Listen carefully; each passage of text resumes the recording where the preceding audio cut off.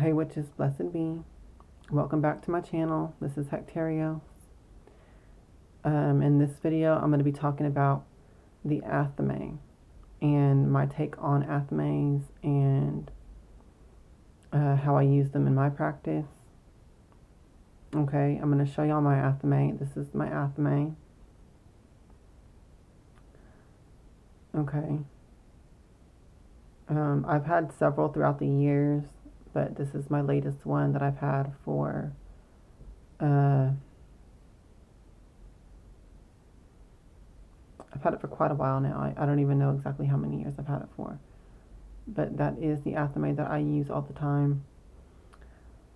I do have a different way of viewing them that I don't see a lot in other people and other practitioners, because just like with the wand, a lot of times people say that the Athame is associated with either air or fire only as far as the elemental aspect. But to me, how I use it in Athame is associated with the earth because it's made out of metal.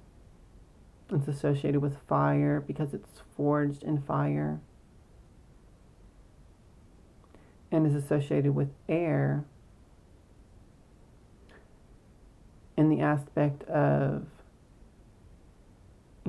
it's swung through the air, it cuts, okay, and pierces things.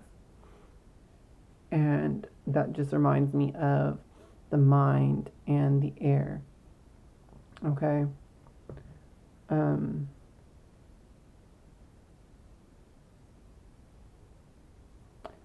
And then also too, it has spirit. It's associated with the spirit element because, consciousness makes these. This is not just naturally formed in nature. It is made from someone's consciousness. So to me, that gives it an energy of spirit as well, because as I told y'all in my other video about, I don't know what's making my nose itch, y'all. Sorry. But as I was telling y'all in my other video about the spirit element, I think that spirit is intimately connected with everything because consciousness is intimately connected with everything. Everything that we experience is experienced through and by consciousness. And to me, consciousness and spirit are the same. So with Athames, they have an aspect of spirit with their energy because it took consciousness to make it. So the only element that I don't see as associated with the Athame tool is water.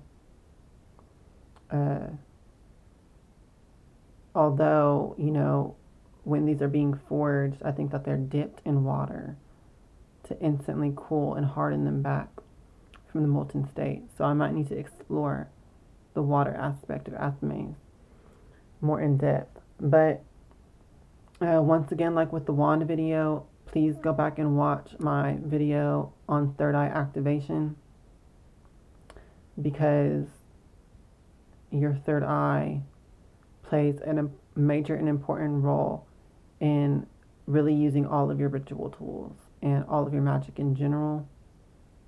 So make sure that you understand that. These are just tools, okay? Think of it like how you think of a pencil or a pen or paint or something that an artist uses. Dormant in and of themselves, those things are just there. They're just dormant, stagnant colors, or, a pencil or a pen or something. It's only when creative consciousness is applied with it and that thing is used as a tool that the magic happens, okay? So, to me, the different tools, they have an energy, but it's a dormant energy, and it takes your spirit, your consciousness, using it as a tool for the magic to take place, okay? So I took some notes here that I'm just going to go over. To me, the Athame is used for magic in your immediate vicinity.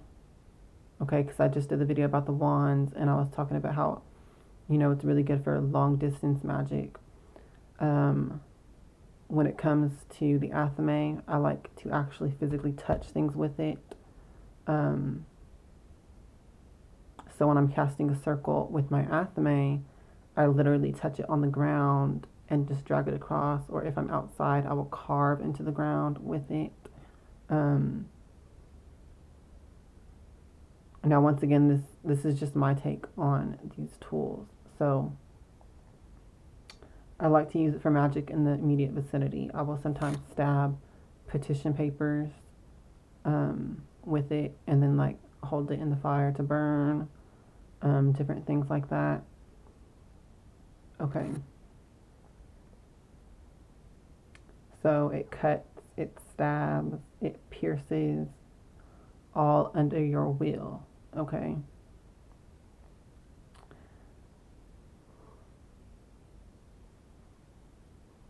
So I said it combines elements of earth through the metal, and that's associated with manifestation and physicality. The element of fire, which is your will. The element of air, which is your mind and your direction. It's like, you know, if your will is fire,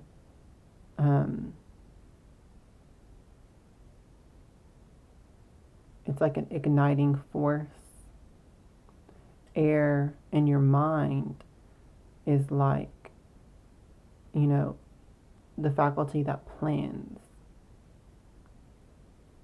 and directs the will. Okay. So I said it's an extension of your determined will.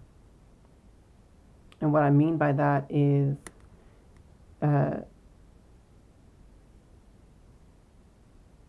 basically your will when it's combined with the air element. So that initial spark and desire and passion of the will combined with the planning, step-by-step direction aspect of air. When you put those two together, you have will and intelligence. And to me, the Athame is the tool very much of that, and bringing that into manifestation and physicality. So when I say your determined will, that's what I'm talking about. It's your choice, your decision making, your planning and preparation. It's concerned with absolutes. So it has a strong aspect of creation and destruction, endings and beginnings. This is an object that can kill, but it can also be used to create or like sculpt something. Okay, so it's a double-edged power, just like the mind. In the air element, your power to speak can create or destroy. Your tongue and what you say can harm people or uplift them. Okay, the Athame is a tool of creation and destruction. That's how I view it.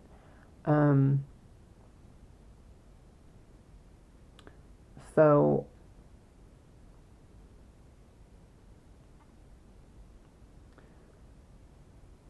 I consider its power very similar to how I view wands, but I view this as a more severe tool. Its energy is more severe and intense when you do use it.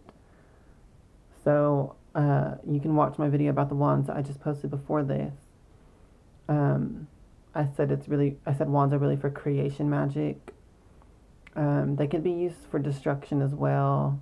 You know, there's something called a blasting wand that is used for more of a severe aspect of the wand energy, but in my practice, I really don't use them for anything too severe of destruction. When I really want to get into baneful and destructive magic, I go to my Athame.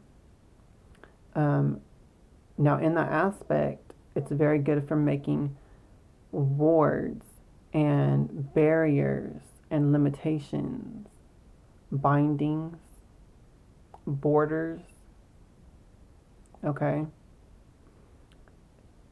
A dagger, an athame, just like a sword, is a tool of attacking, but also of defense.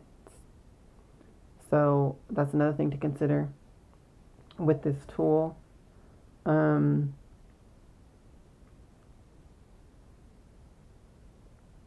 So, you know, just like with what I was saying at the beginning of this, I like using the Athame to physically touch and manipulate things, okay? To me, it just has a more,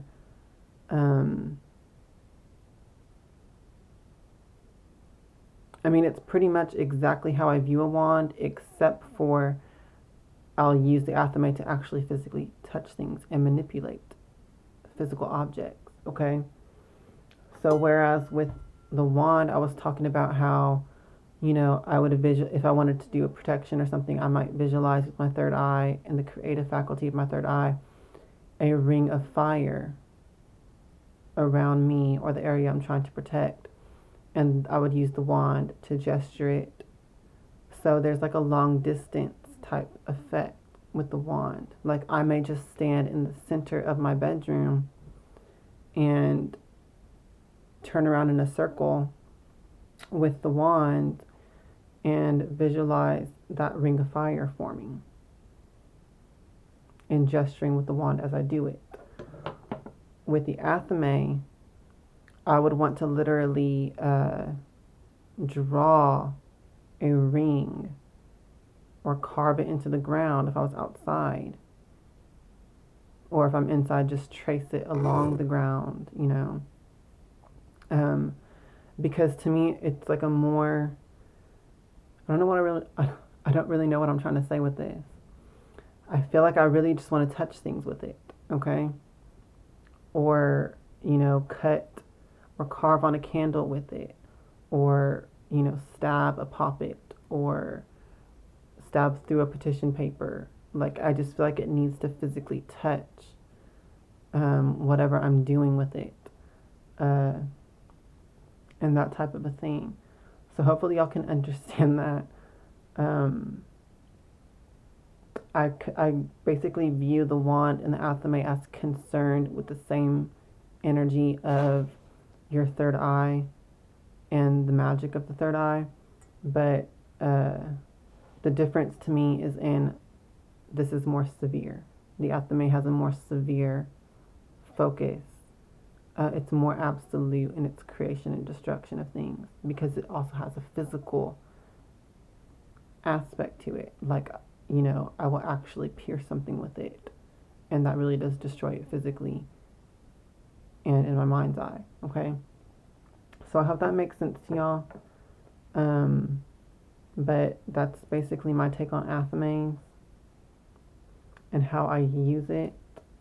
I will not always think or feel that I need to physically touch something with it. Sometimes, you know, I'll use it for invoking and commanding spirits and stuff like that. But that's really when I'm dealing with more hostile spirits, like when I'm doing a home cleansing or something, and I'm dealing with demonic entities or just darker forces. I'll use it in that way of, like, you know, commanding the spirit, because it is a weapon in that aspect. So, you know, I guess that's what I want to say here at the end of the video is the wand is like your gesturing tool for your third eye, for anything really. But when you're getting down into, you know, your weaponized third eye, you might want to use Athame instead when you're using it for protection, attacking, and defense, okay? So I hope that makes sense to y'all. But that's just how I use these things, a short take on it. And I will see y'all on the next videos. I might do videos on the other tools that I use and my takes on them. We'll see. But I'll see y'all. Blessed be.